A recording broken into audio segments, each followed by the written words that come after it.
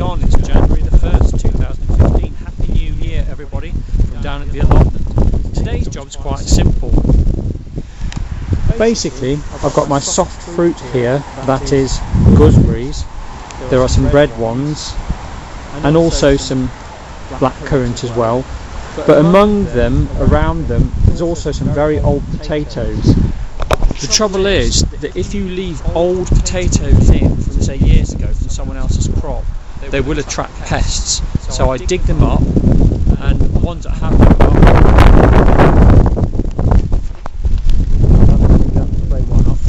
up, basically they want putting on the compost. You need to get rid of them, really.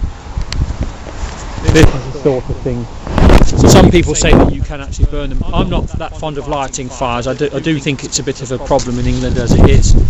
These old fruit trees that I've got here, I'm not sure whether all of these have survived. There's a little bit of sort of mould growing at the top there.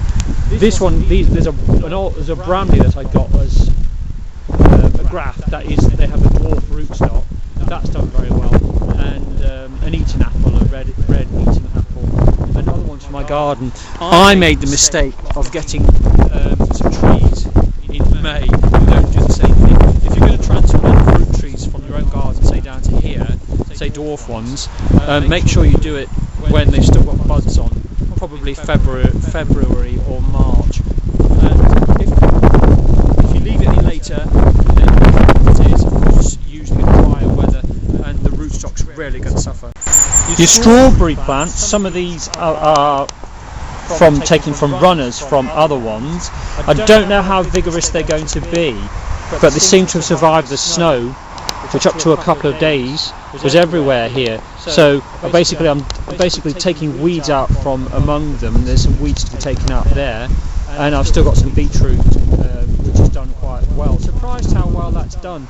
But people tell me that every particular plot, whether it's soft fruit or whatever, has its own particular favourite spot on the allotment. It's up to you to discover what grows well and what doesn't.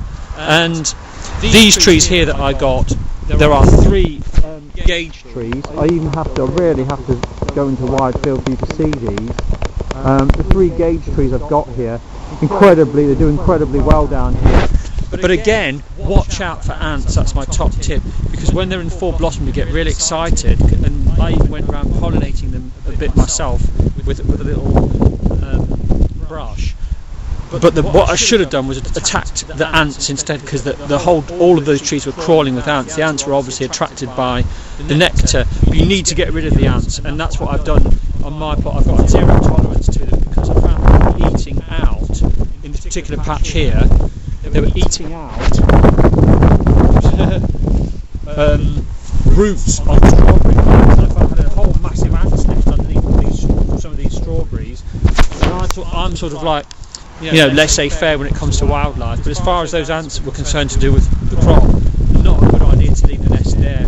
So I've disrupted and disturbed as many nests as I can on my actual plot. There's plenty of other places for ants to go around hedgerows, etc., but they don't work on an allotment. That's what I've discovered.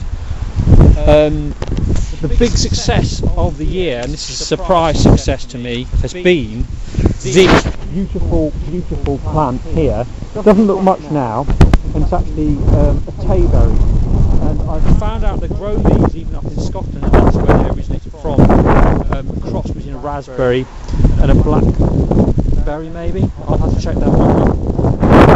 There's still some seeds left on this. These are obviously shriveled up fruits of them, which will contain some seeds. I put some seeds actually. I spread them into this bay here, into this sheltered bay here, these particular bays here, which I found on the plot, seem to be very good for growing things like strawberries. So instead of growing potatoes in this bay, I'm going to try this particular tayberry. This crop actually kept cropping right up until the end of October. I was getting berries off it. You can see there's some seeds in those berries there. So some plots on allotments will grow a lot of soft fruits, that is gooseberries.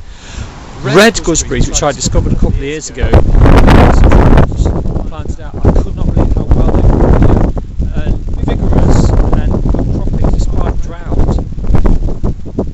Of course the slugs will come along and help themselves. With the recent snow I wasn't able to get down for a few days, and slugs and all their friends and snails, etc., have had a field day on this particular point of cabbage. But what I do, because I'm a bit cave when it comes to food, is I'll still take that pointed cabbage home and I'll basically just wash any slugs out of it, and cut it and find some cabbage I can eat. So basically that's what you need to be. You need to be basically quite, you know, you've grown this food, you shouldn't really waste it, and look for other people who might like the food besides you if you produce excess, and that's my aim.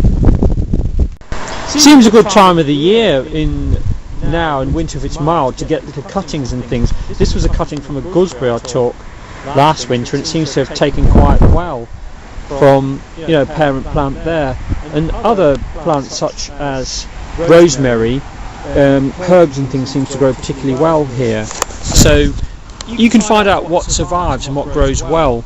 There's a cherry tree here which originally I got from one of the discount stores. It's got a dwarf rootstock. You can see the grass down there. That looks like it'll be happy here, and other similar cherry varieties. The rest of the trees going down on the line here, there's quite a few apple which I transplanted, and I've also put some cherries which I grew from seed. Here we have an example of the cherry tree that I grew from seed. And there's a couple of them growing there, and another very narrow one there. And basically, I started off, I had about 10 that germinated from seeds over last winter, and I potted them on, and I brought them down the allotment to see how they grow. These don't have a dwarf rootstock, so I'll have to watch them, because they came from the city, very heavy croppers. They were delicious, and basically I was in the car park and they were like, the cherries were basically on the bonnet of my car, and they were like falling all over the place. So I thought I'd take them down and have a go. And that's what I like doing. I like doing like little experiments, but I'll have to watch this tree to make sure it doesn't go mad. These celeriac have been snug as a bug in a rug. If you leave the leaves on them, then basically you're protecting the actual celeriac underneath. And in some of them you'll be able to see the actual plant growing underneath them, because the ice will have worked its way. There we go, you can sort of see the top of that celeriac there. I don't really want to dig any more into it. I don't know how these will turn out, because this is the first year I've grown celeriac down here, and basically there you go, you can see the top of the celeriac there. It looks a bit like sort of like a pineapple or something, but it's a root crop basically. And these ones we've got here, I got them from a plant centre, sort of an end of line type thing, and so I didn't grow them from seed, and they were end of line. It was sort of like late May, nearly June, in the middle of the drought, and I didn't know whether they'd take. They seem quite happy here, and obviously there's a little cutting I've got there from a fruit tree. This is like when you get like little spurs that grow at the bottom of a tree. This is a tiny little spur from the tree, and basically it's not going to survive from the parent tree because it'll die, but I managed to lift a tiny little spur, and I don't know whether it's going to work or not, and if it does work then that will be a damson, not one from the seed but one from a tiny little spur. Old string beans. Now the whole point of growing beans is that they have these, in their roots they have these special nitrogen fixing nodules, and basically a lot of people leave these to wither and die. This is my sort of wicker man construction that I made, and the idea is they've got special nodules that contain special nitrogen fixing bacteria, and one or two people have set up businesses using this technology, and basically using these special bacteria. You can grow them in cultures, and then you can add them to various fertilisers, and apparently it can improve crop yields enormously. So there's often a spin-off from technology from what nature does. There is a spin-off that people do culture these bacteria and grow them.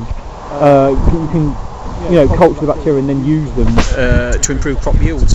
Now's a good time, early January, to collect things such as your string bean seeds. So some of these, what I'll do is I'll collect them from these dried out pods. As you can see, the mildew and etc. starting to get to the outer of them. Provided that they're dry, you dry them out, you can keep them inside in a tin.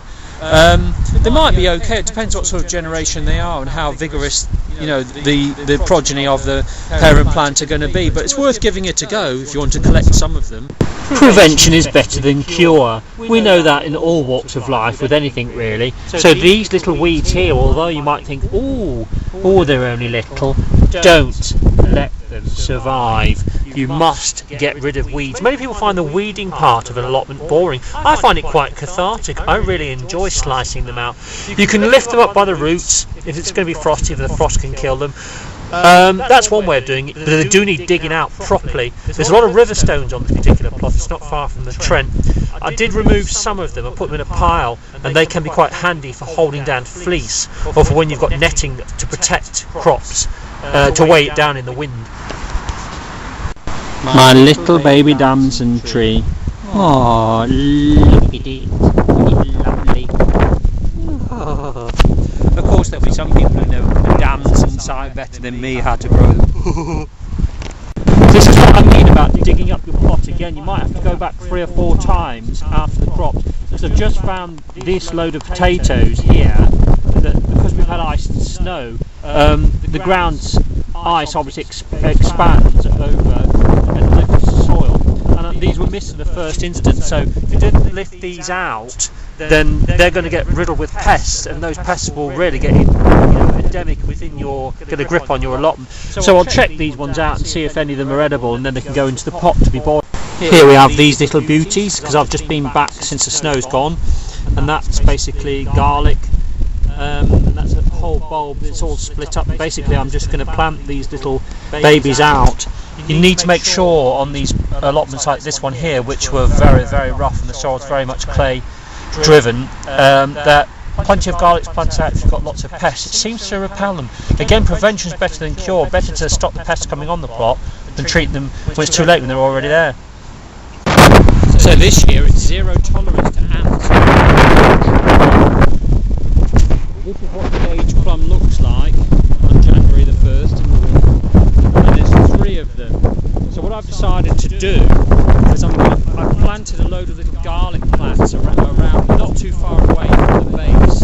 I'm going to watch out for ants, dusting powder.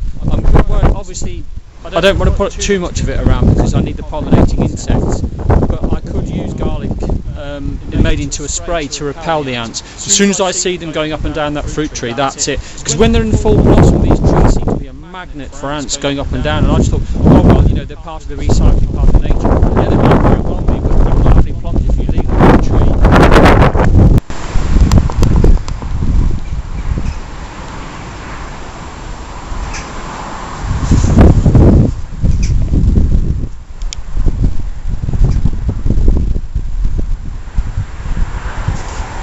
This is what rhubarb looks like when it dies back. When I first got this allotment, I didn't realise that. I dug up some of them, then I realised, luckily, because there were some of these little shoots coming up here, or a little leaf like that. I did plant some of my own varieties of rhubarb at the back of this lot, and luckily 1 or 2 of them survived. But to the totally inexperienced gardener that I was, I just thought, like anyone else, that this would just be like a dead plant, or you know, maybe even someone had set fire to it, because it literally does go black, as black as carbon. But no, it's still there. There's also some wild blackberries here, and at the back here, as I might have mentioned before in another blog, I did plant quite a few wild blackberries, because basically I found 1 or 2 branches that have come into my garden. I mean, they're spread by birds, aren't they? The seeds get passed out, and they're very vigorous, and the thorns are nasty. It's sort of like you get sort of 10 blackberries, but you get cut for every 10, but it's worth the pain in the blood. You can just cut your blackberries back at this time of year, which is, as I said earlier, this is January the 1st. Cut it back, and your rhubarb gets some air then, really, and eventually this rhubarb should come good. Some years, like 2014, it was quite stringy, but it was such a dry year. Still got a crop though, so you know, it's worth persevering.